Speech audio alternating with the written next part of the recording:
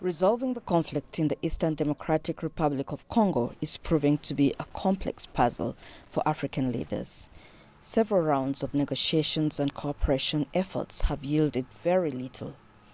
Now the EU and US are involved.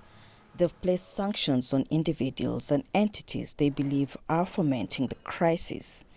Some are from the M23-led rebel alliance, which recently took over large swaths of the eastern DRC, whilst others are from the Rwandan government, which stands accused of supporting the M23, an accusation denied in Kigali. Some experts in neighboring Uganda are skeptical as to the real impact of the restrictions. Until this person in the conflict cannot access resources internally, then sanctions would work. But for now, when they still collect taxes in the jungle of DRC, they still trade in minerals, they still find alternative sources of alternative markets, it's the same thing.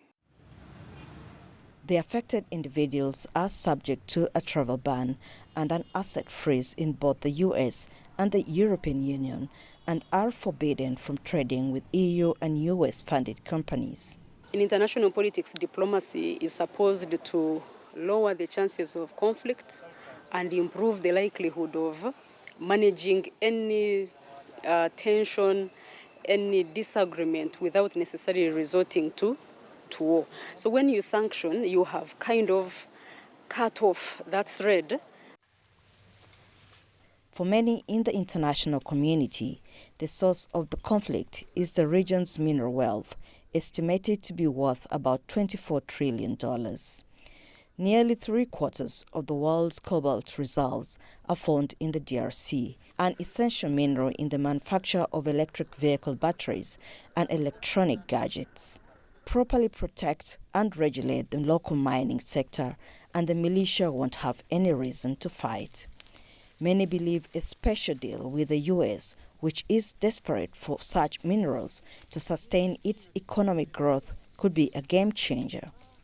The hope is that the American investment in defense and security would dissuade the armed groups to continue their insurgencies. If a deal is there, number one, it may attract other big powers to also say we need also one to be involved.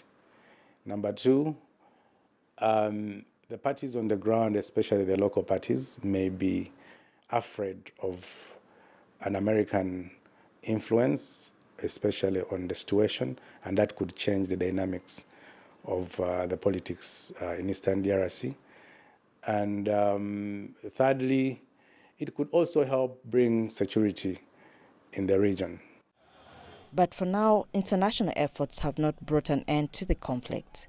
Isabel Nakiria, CGTN, Kampala, Uganda.